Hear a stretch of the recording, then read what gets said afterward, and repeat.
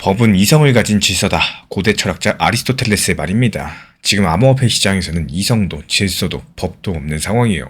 어느 날 갑자기 계좌에 60조 원어치 비트코인이 꽂힌다면 믿으시겠습니까? 영화 속의 이야기가 아닙니다. 이번에 빗썸에서 실제로 벌어진 일이고요. 더 충격적인 거는 이 돈을 꿀꺽해도 처벌받지 않을 수 있다는 사실인데요. 오늘 영상 통해서 이 법과 시스템이 멈춘 무법지대, 암호화폐 시장의 민낯을 샅샅이 파헤쳐 보도록 하겠습니다. 먼저 이번 빗썸 사태 같은 경우는 이미 우리 구독자분들도 알고 계실 거예요. 근데 이게 비단 우리나라뿐만 아니라 해외 언론에서도 주목하고 있는 상황입니다. 그래서 전 세계인들이 우리나라 빗썸 거래소를 주목하고 있는 상황인데요. 이 사건에 대해서 경위를 한번 파악해보기 전에 먼저 역사를 알면 미래가 보인다라고 합니다. 비슷한 사례는 무엇이 있었는지 되짚어보는 시간을 가져보도록 하겠습니다. 지난 2018년에도 비슷하게 일어난 이 믿기 힘든 사연부터 짚어드려보자면요. 2018년 6월 이 그리스에 거주하던 A씨가 실수로 자신이 보유한 비트코인 200개를 한국인 B씨의 거래소 지갑으로 보내버렸어요. 여기서 황당한 착오였었는데 A씨는 깜짝 놀라가지고 즉각 반환을 요구했었지만요. 이미 B씨는 빠르게 비트코인 일부를 현금으로 바꿔서 자기 대출금 상환에 써버렸습니다. 남은 코인도 못 돌려준다라고 버텼고요. 그리고 결국에 이 사건은 형사소송으로 가버렸습니다. 우리 구독자분들이라면 어떻게 될 거라고 생각을 하시나요? 이 남의 돈 코인을 쓰고 돌려주지 않았으니까 횡령죄, 배임죄로서 처벌받을 거다라고 생각하기가 쉬운데 법원이 무죄를 선고했어요. 그리고 그 이유는 간단하면서도 정말 충격적이었는데요. 비트코인은 물리적 실체가 없기 때문에 재물이 아니다라는, 한마디로 현행 형법상 보호법이긴 이 재물에 해당하지 않으니까 횡령죄를 적용할 수가 없다라는 겁니다. 그리고 B씨가 A씨의 돈을 잠깐이라도 맡아서 보관해준 신임관계가 있었다라고 보기도 어렵다라면서 배임죄 역시 성립하지 않는다라고 봤습니다. 이 법의 눈에 비트코인은 그냥 전자상의 숫자일 뿐인 거지 재산이 아니었던 거예요. 결국에 B씨는 형사처벌을 피했습니다. 이런 이야기를 들으면 정말 많은 분들께서 놀라실 겁니다. 아니 코인은 몰래 받으면 내 거 되고 안 돌려줘도 죄가 되지 않는다라고요. 다만 이런 판결은 그 당시 기준의 법 해석인 거고 어디까지나 형사처벌이 어렵다는 뜻인 거지 A씨가 돈을 아예 못 돌려받는다는 건 아닙니다. 민사적으로 봤을 때 부당이득 반환 청구를 통해서 B씨가 얻은 이득을 반환할 의무가 있겠죠. 하지만 여기서 중요한 포인트는 형법의 공백 때문에 이런 일들이 벌어졌다는 사실. 이 법원이 법이 없으니까 어쩔 수 없다는 식으로 손을 놨을 때 범죄로 보이는 행위도 처벌을 못하게 된다는 겁니다. 그리고 한편으로 재판부에서도 비트코인이 경제적 가치는 있겠지만 법정화폐랑 동일하게 보호할 필요성까지는 인정되지 않는다라는 이런 뉘앙스를 내비쳤는데요.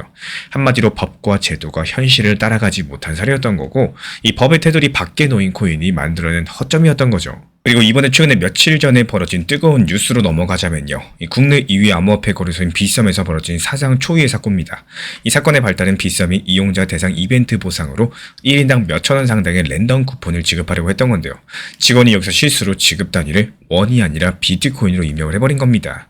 그러면서 어떻게 됐을까요? 당첨자 695명의 계정에 각각 비트코인이 2,000개씩 꽂혀버렸습니다. 총 합계 62만 개, 시가로 약 60조 원 규모의 비트코인이 순식간에 장부상에 생성돼서 퍼진 건데요. 빗썸이 실제 보유한 비트코인이 7조 원어치도 안 되는데 장부에 있지도 않은 60조 원어치 코인이 뿅 하고 찍혀 나왔다라는 거죠. 정말 말이 되는 소린가 싶겠지만 이 중앙화 거래소 시스템에서는 이런 숫자 오류가 실제 잔고로 둔갑이 가능합니다. 당연히 여기서 시장이 발칵 뒤집혔습니다. 695명이나 되는 이용자들이 갑작스럽게 자기 계좌에 찍힌 이 엄청난 양의 비트코인을 보고 당연히 당황했겠죠. 그리고 일부 사람들은 당연히 그거를 바로 시장에 내다 팔기 시작을 했습니다. 빗썸의 비트코인 가격은 순식간에 무너졌고요. 다른 거래소에서 비트코인 9,800만원대인데 그 시각에 빗썸에서는 8천만원 초반까지 약 17%가량 급락했어요. 마치 한국만의 미니 폭락장이 열려버린 건데 그때 빗썸이 재빨리 대응에 나섰습니다. 이거 뭔가 잘못됐다. 내부 시스템이 감지하자마자 일단 해당 계정들 전부 다 거래 중지시켜버렸고요. 매도 주문은 막아선 거죠. 그리고 곧장 원인 파악하면서 공지하기를 이건 내부 시스템 오류다. 외부 해킹은 아니다. 잘못 들어간 비트코인이 대부분 회수가 됐다라고 밝혔습니다. 실제로 사고 발생 후 불과 5분 만에 가격도 정상 수준으로 돌아왔고요. 이 빗썸은 잘못 풀린 62만 개 중에 99% 이상인 61만 8천 개를 회수했고요. 이미 팔려나간 1788개도 92%는 되살렸다라고 해요. 결국에 시장에 남은 유령 비트코인은 극소수에 불과했고요. 다행히도 외부로 유출돼가지고 출금된 사례는 없었다라고 합니다. 그렇다면 빗썸 사고가 해프닝으로 끝났네? 이러고 넘어가도 될까요? 가격도 금방 원상복귀가 됐고 빗썸도 피해본 사람은 없도록 모두 보상하겠다고 발표했습니다. 하지만 이 사건이 남긴 불편한 진실이 바로 있는데요. 거래소 마음만 먹으면 아무 때나 코인도 만들어낼 수 있구나. 이거를 많은 사람들이 알게 됐고 깨닫게 됐다는 거예요. 물론 빗썸 같은 대형 거래소가 고의로 그럴 리가 없겠죠. 하지만 의도치 않더라도 이 장부상의 오류 하나로 내가 가지고 있는 자산의 가치가 출렁일 수가 있는 거고 시장 질서가 교란될 수 있다라는 것들이 증명이 됐다라는 거. 우리가 흔히 거래소 계좌에서 보는 코인 숫자가 실제 블록체인 네트워크 잔고랑 1대1로 대응이 되지 않을 때가 있습니다. 이게 거래소 내부 장부에 기록된 일종의 IOU, 이 부채 증명일 뿐인 건데 평소에 잘 맞아 떨어지지만요. 이렇게 시스템 실수가 끼면은 순식간에 그냥 없는 가짜돈, 허상이 될 수가 있다는 거. 중앙은행이 통화량을 조절하는 것처럼 이 거래소가 자체 네트워크 안에서라면은 코인 숫자를 잘못 불려도 드러나지 않습니다. 다만 출금 요청이 빗발치면은 모자란 실물 코인을 채워넣을 방법이 없다 보니까 사고로 이어지겠죠. 그래서 이번에 빗썸이 빠르게 막았으니까 다행인 거지. 자칫하면 거래소 뱅크런까지도 번질 뻔한 엄청나게 큰 사건이 될 뻔했습니다. 이렇게 두 가지 사건을 살펴봤어요. 한쪽에선 법의 사각지대, 또 다른 한쪽에선 시스템의 허점이 드러났습니다. 여기서 중요한 거, 바로 신뢰의 문제겠죠. 이 돈이라는 게 신뢰를 기반으로 사회가 돌리는 약속의 매개체인데 암호화폐의 신뢰 장치가 얼마나 취약한지 이 두 가지 사건이 여실히 보여준 거고 법적인 보호막이 없이 돌아가는 시장, 이 내부 통제 실패로서 숫자가 증가하는 시스템들, 또 이걸 지켜본 투자자 입장에서는 마음 한켠에 불안감이 피어날 수밖에 없겠습니다. 하지만 그와 동시에 또 시장은 이 불안에 그냥 떨고만 있진 않아요.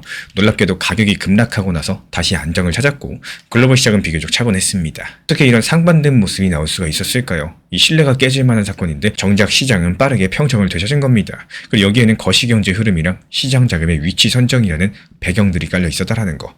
이미 큰 손들은 2025년 말부터 코인 비중을 줄여나갔고 현금 비중을 늘리는 추세였었는데 고공행진하던 비트코인 가격이 꺾이기 시작하면서 위험 관리에 들어갔다라는 거죠. 그러다가 빗썸 사고라는 돌발 변수까지 나오니까 역시나 하는 심정으로 관망을 이어간 겁니다. 그리고 개인분들 중에서는 빗썸 사고를 보고 오히려 쌀 때 줍자 이런 사람들도 있었어요.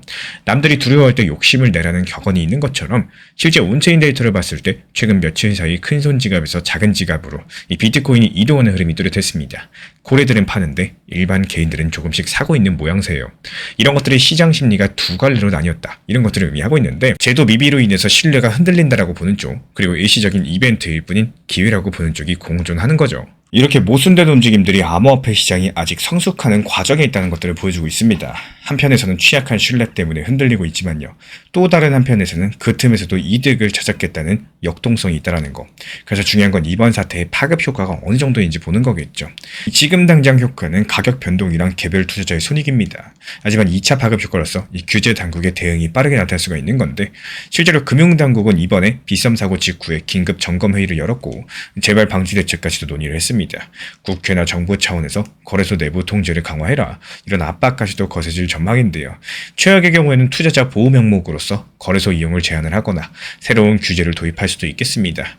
예를 들어가지고 실제 보유 코인 그 이상으로 고객 잔고 표시 금지 같은 이런 가이드라인이 생길 수도 있는 거고 법적 공백을 메우기 위한 움직임도 가속화되게 될 겁니다. 지난 2018년 사건 이후로도 유사한 코인 차고 송금 사례들이 있었는데요. 계속해서 무죄가 나오면서 형법을 개정해야 된다. 조만간 가상자산도 재산이라는 조항이 법에 명시가 되어준다면은 또 같은 일이 반복될 여지는 줄어들 수 있겠습니다. 그 다음으로 시장 구조의 변화를 꼽을 수가 있겠죠. 이 거래소에 대한 신뢰가 약해진다. 시장 투자자들이 탈중앙화 거래소로 눈을 돌릴 수가 있겠습니다. 중앙화 거래소 대신에 스마트 컨트랙트를 운영되는 덱스 같은 경우는 적어도 운영 측의 실수로 문제가 생길 가능성은 낮기 때문입니다. 실제로 FTX 사태 이후에 덱스 이용이 늘었던 선례가 있고요. 반대로 정부 규제가 강화되고 법이 정비된다. 대형 중앙 거래소 중심으로 과점화가 진행될 수도 있겠죠. 이 기준을 맞출 수 있는 곳만 살아남고 또 영세한 곳은 문을 닫을 겁니다. 국제적으로 봤을 때 암호화폐를 제도권에 편입시키는 이런 논의들이 속도가 붙게 될 거예요. 유럽이 이미 2024년부터 미카를 도입해가지고 거래소 운영 스테이블코인 발행, 여러 가지 엄격한 기준을 적용하기 시작을 했고요. 이런 흐름이 글로벌 스탠다드가 되게 되면은 더 이상 암호화폐가 법 바깥에 있는 방치된 자산으로 남지 않게 될 겁니다. 이 법의 공백 속에 방치된 자산이었던 코인들이 비로소 제도권의 울타리 안으로 들어올 수가 있는 거겠죠. 그리고 이런 지점에서 리플 XRP랑도 연결이 돼요. XRP가 초창기부터 은행과 협업하고 규제를 준수하는 쪽에 방점을 찍어 왔었는데 이번 사태를 계기로 오히려 XRP의 이런 노력들이 조명받을 수 있겠습니다. 결국에 중요한 것은 신뢰 인프라고 XRP는 그 부분에 투자를 많이 해왔다는 식으로 말리겠죠. 다만 여기서 주의하셔야 되는 것은 리플이나 XRP 투자자 입장에서 이걸 지나친 희망적으로만 볼 수 없다는 건데요. 시장 전체가 신뢰가 흔들리면은 XRP도 완전히 자유롭지 못합니다. 이 신뢰 위기에서는 모든 자산이 할인되기 마련이니까요. 결국에 XRP도 암호화폐의 한 종류이기 때문에 이 투자 심리가 얼어붙는다. 시장 자금 흐름이 위축될 수밖에 없다는 거. 실제로 최근에 암호화폐 시장 조정 하락 국면에서도 XRP 가격도 상당 기간 정체를 보였었고요. XRP 특유의 펀더멘탈과는 또 별개로서 거시 장세랑 시장 심리 영향을 받는 이런 현실 자산이라는 점들을 잊어서는 안 되겠습니다. 이 법의 공백 때문에 200 비트코인 차고 송금 사건에서 가해자는 처벌받지 않았었고요. 이 시스템 오류로 거래소 시세가 급변하는 사고까지도 벌어졌습니다. 이 사실 하나만 보면은 암호화폐 시장은 엉망이고 믿을 수 없다. 이런 결론을 내리기가 쉬운데 실제로 현재 일각에서는 법적 안전장치도 없이 이런 말도 안 되는 일이 생기는 이런 판이다 보니까 코인이 애초에 투자 대상이 아니다라는 비판을 강화하게 될 겁니다. 이 법도 못 잡고 운영 미숙으로 60조 원 오류가 터지는 이런 시장이라면은 일반 투자자들은 가까이에서는 안 된다는 시각이겠죠. 이 법도 시스템도 신뢰를 담보하지 못하는 시장이라는 이미지가 커질 수 있겠습니다. 다른 한편에서는 이런 것들 역시 신기술이 기존 지수랑 부딪히는 성장통으로 볼 수도 있겠습니다. 인터넷 초창기에도 각종 사기랑 사고가 있었지만요. 이 법과 제도가 차차 따라오면서 안전해진 것처럼 암호화폐도 지금 겪는 시행착오를 계기로서 더 단단한 시장으로 거듭날 거라는 기대감이에요. 예를 들어가지고 이번 일을 계기로 오히려 믿을 수 있는 거래소나 코인만 살아남겠구나. 이렇게 옥석거리기 관점에서 접근할 수도 있다는 거겠죠. 실제로 법 정비가 빨라지면은 이 금융시장에 편입될 준비가 된 프로젝트들 오히려 호재로 작용할 가능성도 있겠습니다. 제 의견은 후자 쪽에 더 가까워요. 이번 사건들이 오히려 암호화폐 시장의 성숙도를 앞당기는 계기가 될 수 있다고 보고 있는데요. 이 법이든 시스템이든 허점이 드러났을 때 진짜 중요한 플레이어들은 두 가지 중에 하나를 선택하겠죠. 떠나거나 아니면 고치거나. 암호화폐에 등을 돌린 사람들은 이미 어느 정도 시장을 이탈했습니다. 이 남아있는 주요 참여자들이 이런 것들을 고쳐가지고 기회로 만들자 이런 쪽에 가까울 거라고 당연히 생각을 해요. 실제로 미국도 그렇고 유럽도 규제 논의의 속도가 붙고 있는 상황이고 미국 같은 경우에 스테이블코인 법안, 거래소 규제 프레임워크 같은 여러 가지 2025년 들어서 급물살을 탔습니다. 이런 움직임들이 돈과 신뢰 기반을 다시 세우는 작업인 거고 저는 암호화폐가 완전히 기존 금융을 대체하는 방향성보다는요. 점진적으로 봤을 때 기존 금융 질서에 흡수하고 융합되는 이런 형태로 발전할 거라고 예상을 해요. 이미 시장의 큰 손들은 그 방향성에 베팅을 하고 있습니다. 리플 XRP나 이더리움 기반의 토큰 증권, 각국의 12도시 실험들까지도 모두 기존 시스템과의 접점을 만들어서 신뢰 확보하려는 노력들이죠. 이번 사건들이 그 필요성을 온 세상에 각인을 시켰고 제도권과 암호화폐 업계 모두 등을 돌리기보다는 손을 맞잡는 쪽으로 나아갈 가능성이 크겠습니다.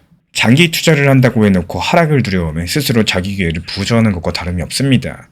이 지금 시장이 좋다 안 좋다, 리플이 오른다 떨어진다 이런 단기적인 가격 움직임을 잠깐 내려놓으시고 내 감정도 잠깐 빼고 아주 현실적으로 생각해 보셔야 돼요. 나는 리플을 장기적으로 모아가겠다고 했는지 아니면 단기 수익만 보고 들어왔는지 만약에 스스로 나는 장기 투자다, 몇 년 보고 간다 이렇게 계획을 했다면은 지금처럼 가격이 급등하는 게 정말 좋은 상황일까요? 아니면 오히려 천천히 눌리고 조정받고 하락하는 구간이 더 좋은 상황일까요? 가격이 높아질수록 같은 돈으로 살 수 있는 수량은 줄어들고요. 매수 기회는 점점 사라지고 평균 단가는 계속 올라가게 됩니다. 반대로 가격이 내려올수록 같은 돈으로 더 많은 수량을 모을 수 있고요. 평균 단가는 자연스럽게 낮아지고 장기 투자자한테는 훨씬 더 유리한 환경이 만들어집니다. 이 결국에 장기 투자자한테 하락장은 위기가 아니라 세일 기간에 가까운 거고 마치 이게 부동산이랑 똑같습니다. 집값이 폭등했을 때 좋다 하면서 집 사러 들어간 사람 거의 없고요. 금리 높고 분위기 안 좋고 다들 무섭다고 할 때 좋은 입지 좋은 가격에 사는 사람들이 결국에 웃습니다. 코인도 다르지가 않아요. 근데 우리는 이상하게 싸질 때는 무섭고 또 비싸질 때는 안심이 되죠. 이게 바로 투자 심리의 함정입니다. 가격 하락했다고 해서 내가 세운 장기 계획까지 흔들릴 필요가 전혀 없는데 괜히 불안해서 괜히 샀나 그만둘까 이런 생각부터 하게 됩니다. 그러다가 결국에 가장 저렴한 자리에서 포기하고 다시 비싸질 때 돌아오는 악순환을 반복하곤 하는데요. 그래서 중요한 거는 지금의 가격이 아니라 내 방향성이에요. 나는 모아가는 사람인지 아니면 단기 매매를 하는 사람인지 이 장기 투자자라면 하락이 와도 기회가 왔구나라고 생각해야 맞는 거고 오히려 너무 빨리 오려면 아직 덜 모았는데라고 아쉬워하는 게 맞습니다. 이 가격의 감정이 흔들리면은 계획은 항상 무너지죠. 하지만 계획을 기준으로 보면은 하락도 상승도 그냥 과정일 뿐이라는 거. 시장이 오른다고 해서 박수치고 무리하게 뛰어들고 반대로 시장이 떨어진다고 해서 스스로 불안감을 더 키우고 바닥에서 손절하기를 반복하다 보면은 결국에 돌아서서 보면 그때 괜히 샀네, 그때 괜히 팔았네 이런 후회만 남기게 마련입니다. 제가 안내드리고 있는 리플 정보방에서도 리플을 장기적으로 계획하면서 시장이 좋을 때 오히려 분할 매도, 그리고 시간이 걸리더라도 매수 타점은 단기 저점에 대해서 분할 매수를 걸어놓고 길게 보는 이유도요. 지금 당장 매수 안 하더라도 낮은 단기 저점에 진입하는 게 훨씬 더 이득이라고 보기 때문입니다. 이 너무 시장의 단면만 보는 게 아니라 내가 장기적으로 계획했다면은 중장기적으로 어떻게 활용할지에 대한 원칙 매매를 활용하시는 것들을 추천드려요. 결국 투자에서 중요한 건 맞추는 능력이 아니라 내가 세운 방향성을 끝까지 잃어버리지 않는 태도라는 거. 시장은 흔들려도요, 내 기준까지 흔들리시면 안 되겠죠. 결국에 끝까지 계획을 지킨 사람이 마지막에 웃게 되실 겁니다. 최근에 알트코인들 위주로 강력한 반등 상승세가 나와주고 있는 상황이기 때문에 여기에 대한 이제 단기 수익 볼 수 있는 이 차트상에 있어서 가장 급등 나오기 직전에 있는 신호들에 대해서 말씀을 드려볼까 합니다. 지금 카이트라는 이 코인 같은 경우는요, 전형적으로 20일 이평선 타고 올라가면서 RSI 지표상으로도 과매수 구간까지 상승을 해줬고 그만큼 현재 매수세가 강력하게 남아있다. 그래서 여기서는 둘 중 하나입니다. 쭉 그냥 바로 급등을 하거냐 아니면은 급등하지 못하고 바로 폭락을 하느냐, 딱 둘 중 하나 구간이기 때문에 여기서는 반반 싸움 선택을 하셔야 되는 구간이라는 거예요. 그리고 나서 꼭대기에서 가장 강력한 패턴이 떴죠. 바로 양봉 한 번, 그리고 음봉 한 번으로 꼬았다가 다시 양봉으로 이어지는, 그러니까 매수와 매도의 힘겨루기를 봤을 때 단기간에 급등하겠다라고 해놓고 이렇게 말을 올렸어요. 그리고 여기서 바로 급등을 해주는 게 아니라 오히려 개미 한번 털고 가겠다, 음봉을 보였어요. 그리고 나서 바닥 다져주고 다시 음봉 말린 자리를 그대로 회복을 해줬습니다. 이게 바로 양봉, 음봉, 양봉, 그리고 나서 급등으로 이어지는 패턴들이 자주 출몰하는 경우가 많다라는 거고, 그리고 여기서 포인트가 될 만한 것들을 하나만 더 말씀드려 보도록 하겠습니다. 이 지금 보시면은 거래량을 보셔야 되는데, 이 상승할 때 거래량, 그러니까 단기 바닥 부근에서 본격적인 상승을 시작했던 이 양봉에서의 거래량을 한번 보세요. 크게 많이 터졌죠. 일반적인 거래량과 비교를 해봤을 때 최소 4배, 5배 정도는 거래량이 크게 터진 상황입니다. 그렇다면 이 당시의 양봉 거래량과 그리고 지금 양봉으로 말아 올렸을 때의 거래량을 한번 비교를 해보겠습니다. 오히려 바닥 부근에서 거래량이 많이 터졌죠. 그렇다는 건 뭐예요? 이 바닥 부근에서 매수세가 지금 더 많았다. 매수의 양이 더 많았고 그만큼 매도, 그러니까 팔 사람들도 더 많았다라는 뜻입니다. 그리고 나서 지금 가격이 상승을 했어요. 엄청나게 많이 오른 가격입니다. 140원 부근에서 지금 180원, 190원 부근까지 상승을 했어요. 그러면은 자, 일반적인 심리를 한번 따져볼게요. 사람들이 한번 생각을 해봤을 때 이 140원, 130원 라인에서 매수를 했던 사람들이 지금 가격이 190원까지 상승을 했습니다. 그러면은 이 사람들은 보통적으로 매도를 하고 싶어 할까요? 아니면 보유를 하고 싶어 할까요? 아무래도 차익 실현하고 싶은 사람들이 많이 있을 겁니다. 그 사람들 지금 이번에 다 팔았어요. 왜 그러냐? 이 증거가 바로 차트에 나와 있습니다. 거래량을 한번 보세요. 이 거래량 지금 상승했는데 여기서 안 팔았어요? 이건 뭐냐? 바닥 부분에서 매수한 사람이 이거 더 갈 거야, 아직 믿음이 있다는 겁니다. 믿음이 있으니까 그대로 보유를 했기 때문에 이게 상승하든 하락하든 거래량이 크게 터지지가 않았다라는 거예요. 근데 그 다음날 바로 거래량 터졌어요. 이게 바로 개미털기의 힘입니다. 상승했다가 바로 그 다음날 하락해보니까 이거 더 떨어지는 거 아닌가, 공포감을 가졌던 사람들이 다시 상승해주니까 우르르 팔고 나가는 겁니다. 이 개미털기의 과정 자체가 현재 거래량으로도 보이고 있는 상황이고, 그렇다면 여기서 중요한 거, 이 양봉, 음봉, 양봉으로 이어지는 강력한 급등 직전 패턴에서 추가적으로 반등 가능성이 있는지만 보시면 되는 겁니다. 이게 반등 못하고 폭락한다, 그럼 여기서 매수할 필요가 있어요, 없어요? 없겠죠. 그냥 버리면 되는 겁니다. 근데 제가 보는 관점 자체가 이게 추가적으로 급등을 할 것이다 라고 예상을 했기 때문에 이 텔레그램방 통해서 말씀을 드렸었던 거고요. 실제로 이 카이트 코인은 이 다음에 바로 급등하면서 불과 몇 시간 만에 수익을 안겨드렸습니다. 그다음에 지금부터 이 비법에 대해서 말씀을 드려보도록 할 거예요. 자, 기본적으로 한 가지가 지금 벌써 말씀을 드렸죠. 한 가지가 뭐냐? 기본적인 심리로 봤을 때 이 거래량을 보시면은 이 당시 매수했던 사람들이 지금 여기서 개미 털고 있는데도 안 팔아요. 거래량이 이 당시랑 비교했을 때 지금 절반 정도 터진 상황이죠. 그렇다는 건 뭐예요? 그만큼 팔지 않았다, 매도하지 않았다. 이 개미 털기 요 음봉으로 인해 가지고 매도할 사람들은 전부 다 매도를 했음에도 불구하고 거래량이 적은 상황에서 오히려 양봉이 크게 터지면서 가격을 말아 올렸다라는 거는 기본적인 시장 심리에서 이 차트에서의 투자 심리가 매수와 매도의 줄다리기를 비교를 했을 때 매수세가 더 강할까요? 매도세가 더 강할까요? 당연히 매수세가 더 강했고 매도세가 적었기 때문에 팔 사람들 다 팔아도 가격이 상승할 수가 있었던 거겠죠. 이게 먼저 첫 번째 포인트고, 그리고 이어가지고 볼게요. 요 카이트 코인 방금 전 차트에서 양봉이 강력하게 떴었죠. 양봉이 뜨면서 10%가 넘게 급등을 했습니다. 그럼에도 불구하고 거래대금이 어때요? 지금 거래대금이 100억도 안 합니다. 지금 업비트에서 강력하게 상승하는 코인들 보통 보면은 기본적인 거래대금 자체가 300억에서 1000억까지도 넘어가는 경우가 많이 있습니다. 그럼에도 불구하고 이 카이트 코인은 강력한 급등했고 팔 사람들 다 팔았는데도 불구하고 거래대금이 70억밖에 안 됐다라는 거. 근데 이런 상황에서 또 양봉을 기록하고 있다라는 거. 그렇다면 후속 거래대금이 더 많이 터질 수밖에 없겠죠. 이 거래대금도 주의 깊게 보셔야 되는 두 가지 포인트다, 이렇게 볼 수가 있겠고, 그리고 지금 보시는 이 차트 같은 경우는 아까 처음에 말씀드렸던 요 차트를 조금 더 축소시켜가지고 길게 본 겁니다. 처음에 신규 상장 당시에 거래량이 크게 터졌었죠. 그리고 나서 180원 라인 돌파하려고 했을 때 당시에 어떤 모종의 이유로 인해 가지고 돌파하지 못하고 오랜 기간 동안 바닥을 형성했습니다. 그리고 나서 오랜 기간 동안 지루하게 끌면서 개미들을 털어왔어요.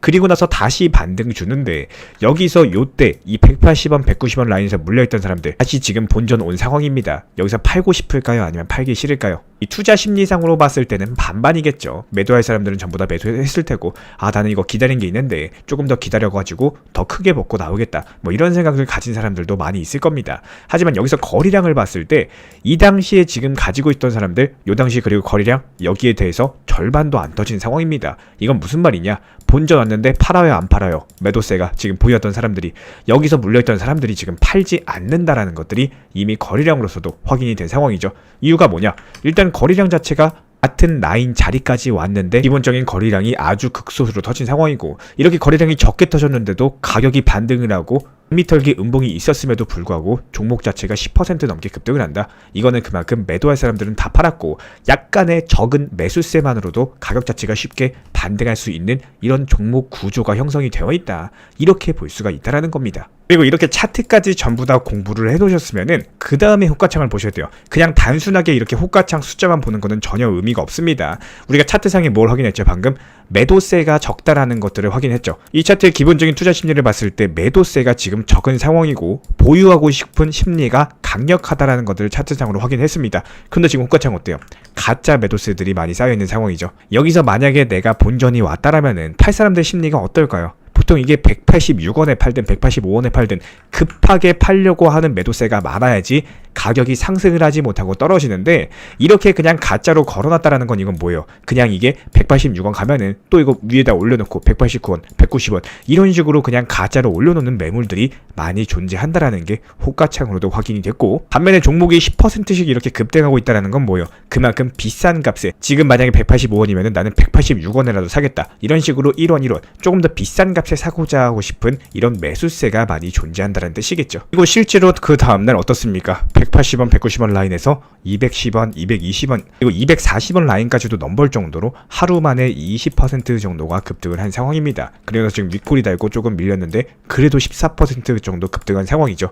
이렇게 여러가지 차트상의 매도랑 매수세의 보유심리까지도 확인하면서 호가창의 가매도까지도 확인하면서 이렇게 접근을 하니까 단기간에 수익을 낼 수 있었던 이런 차트 패턴이 나왔다라는 거고, 이거를 조금 더 이제 축소해가지고 한번 살펴볼게요. 그럼 여기까지 공부가 되셨다면은 지금 이 차트를 보면서 무슨 생각이 드시나요? 신규 상장 당시에 강력한 매물 구간에 거래량이 적게 돌파를 했습니다. 이 당시 터진 거래량과 비교를 해봤을 때 아직까지 터진 것도 아니죠. 종목 자체가 이렇게 전고점 돌파할 정도로 강력하게 상승을 했고, 이렇게 시세가 나고 있는 상황에서 거래량이 크게 터지지 않고 있는데, 과연 이 종목의 시세가 지금 200원으로 끝날 종목일까요? 절대 아니겠죠. 여기서 추가적으로 급락을 하든 다시 또 반등을 주든 뭐 여러가지 우여곡절도 있겠지만, 저는 이 차트가 그대로 우상향을 한다거나 아니면 여기서 벗어난다라고 할지라도 바닥 다지고 다시 한번 반등 줄 종목이다, 이렇게 바라보고 있는 상황이고, 그렇기 때문에 우리 신사 청년 채널 차원에서도 이 종목 계속 이제 추적해가지고 기본적인 타점들, 회원분들께서 따라오실 수 있을 만한 안전한 타점들을 찾을 때마다 다시 한번 텔레그램방 통해서 말씀을 드릴 예정입니다.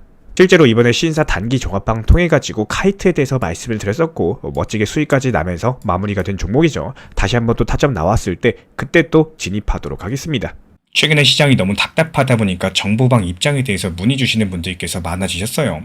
먼저 제일 중요하지만요. 제가 안내드리는 모든 정보방은 업비트, 빗썸, 현물 매매로서만 안내 도움드리고 있습니다. 지금 화면에 보이시는 번호나 혹은 댓글 링크에 있는 신청란을 통해서 신청 주시면은 안내를 도움드리고 있고요. 이 세 가지 방 중에 필요로 하신 방을 체크해서 신청 주시면은 필요로 하신 방에 맞춰가지고 입장 안내 드리고 있습니다. 먼저 리플 전용방 같은 경우에 리플에 대한 중요 이슈, 그리고 리플에 대한 단기 저점과 단기 고점, 중장기적으로 보는 중요 타점 같은 핵심 내용에 대해서 안내드리고 있기 때문에 영상 시청해주시는 우리 구독자분들께서 리플이라는 코인이 장기적으로 좋다라는 건 알고는 있지만 현재 같은 시장에서는 많은 답답함을 느끼시는 분들께서 정말로 많이 계실 거라고 생각을 합니다. 이 적당한 일부 비중은 단기 고점과 저점을 살려서 효율적인 대응을 만들어 가시고 또 오히려 중장기적으로 더 잘 가져가기 위한 효율적인 매매하시는 것들을 추천드려요. 그리고 두 번째로 종합 브리핑방입니다.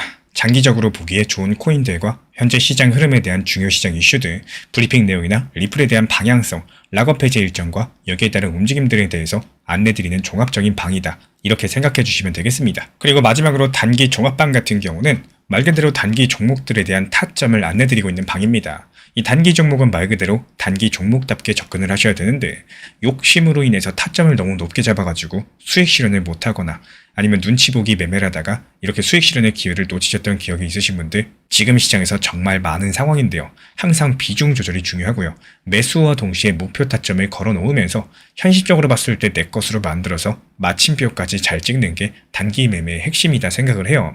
단 여기서 중요한 거. 아무리 내가 좋아하고 시기가 좋고 스스로 괜찮다고 판단하셔도 몰빵 매매는 정말 위험하기 때문에 매번 말씀드리는 비중 조절 원칙 매매로 접근하시는 게 가장 중요합니다. 끝으로 항상 말씀드리고 있지만요. 저는 업비트, 빗썸, 현물 매매에 대해서만 안내를 도움드리고 있기 때문에 절대로 해외고래소, 선물 매매에 대한 고위험 리스크 매매에 대해서는 언급조차 드리지 않고 있습니다. 무조건적으로 업비트, 빗썸 이렇게 현물 매매로 필요하신 분들께서만 입장 신청 주시면은 안내 도움 드리도록 하겠습니다. 이 빠르게 가는 것보다 중요한 건요. 꾸준하고 길게 가는 게 더 중요한 투자 시장이다. 이렇게 생각을 해요. 건강한 비중 조절 원칙 매매 활용하시기를 늘 응원드리겠습니다. 이 리플 XRP의 매수 매도 타점은 순간의 판단이 전부예요. 그래서 우리 신사 채널에서는 시장의 숨결 하나하나까지 놓치지 않고자 모든 흐름들 실시간으로 모니터링 중에 있습니다. 이 단기 반등 구간이 열리는 순간 그 찰나의 기회 타점을 우리 구독자분들께 바로바로 전달드리기 위해서인데요.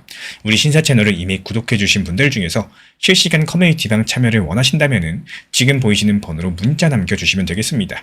이 혼자서 불안하게 바라보는 시장이 아니라요.